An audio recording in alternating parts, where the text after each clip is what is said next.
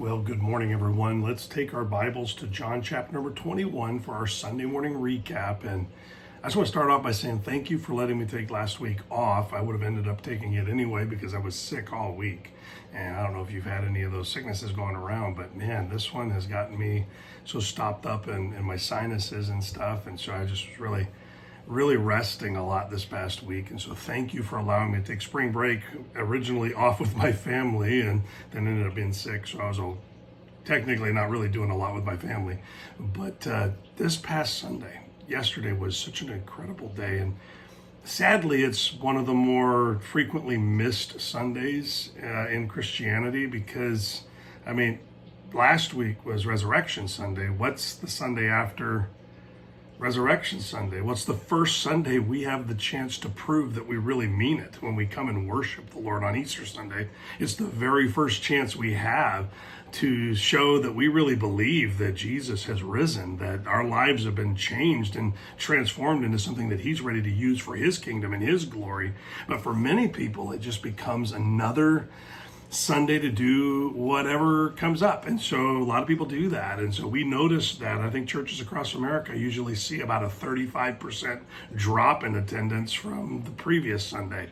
And that's kind of rare. You don't usually have that kind of fall off. But anyway, we went to something that happened in the days and weeks after the first Resurrection Sunday. And it's when Peter and 6 other of the followers of Jesus went back to fishing. And technically speaking, most people don't realize this, that was their business, that was their vocation before Jesus. And with Jesus passing away, you could tell that there was some concern that maybe they needed to go back to work and doing what they used to do. And in fine style, what they used to do does not please the way it used to. After being with Jesus, nothing compares. And it's really sad to me that many people are still trying to find their joy in the world after meeting Jesus and accepting that second place or third rate or whatever you want to call it kind of fun, when Jesus is the best that you'll ever experience. His work, there's nothing like it. You will never find satisfaction like you do in the Lord's work anywhere else. You might find happy stuff and then there might be seasons of a lot of fun, but the truth is that all of it comes with a cost. And when we're doing the Lord's work, there might be sacrifice, but there's no cost because it's a joy to do it. And when we notice that in our particular passage, the verses I want to look at in chapter 21, I want to look at verses 15, 16, and 17, because I want you to see how much the Lord wants us to be in right relationship with Him, how much our mistakes do not stop the Lord from loving us. In fact, let me just read the 3 verses to you and point out a couple of things about it. In verse number 15, just follow along as I read. It says, "So when they had dined, Jesus saith unto Simon Peter, Simon, son of Jonas, lovest thou me more than these? And he saith unto him, Yea, Lord, thou knowest that I love thee. He saith unto him, Feed my lambs. And most people get caught up on the fact that one says lambs, the other one says sheep, and they just look at this and they're trying to figure out, why did he ask him 3 times? Oh, it's just because of the 3 denials. But Jesus is saying something. He's inviting him back into a devoted, close relationship with him. But Peter is still saying, well, yeah, we're good. We're good friends. And so there's a difference in the kind of love that they're talking about. Go to the next verse. It says, And he saith unto him again a second time, Simon, son of Jonas, lovest thou me?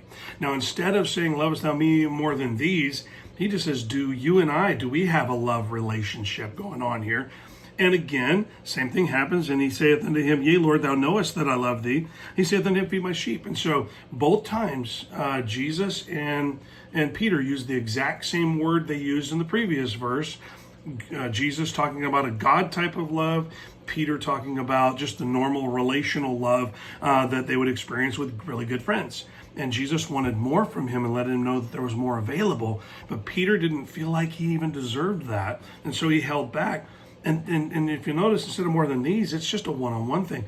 Then we go to the next verse, verse 17. He saith unto him a third time, Simon, son of Jonas, lovest thou me? And Peter was grieved because he had said unto him the third time, Lovest thou me? And he said unto him, Lord, thou knowest all things. Thou knowest that I love thee. And Jesus saith unto him, Feed my sheep. Something you might miss in the English language. We just keep using the same word over and over again. Love, love, love, love, love. We love a pizza. We love our wife. Jesus doesn't. He now switches to Peter's word and he says, hey, are we good?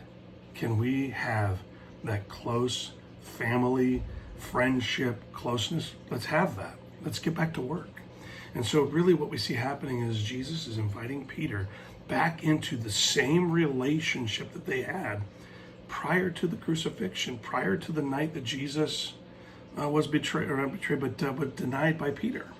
And so he was saying to Peter, Peter, it's okay. Come home. Let's get back to work. You don't need to go back to fishing for fish. Let's get back to fishing for men. And you can have the same thing too. I hope you'll go and listen to the message on our Facebook or YouTube page, because I think it'd be very helpful to you. But for now, I hope this will help you recognize that whatever it is that's between you and the Lord, bring it to him. Get rid of it. The Lord wants a right and close relationship with you. Have a great day.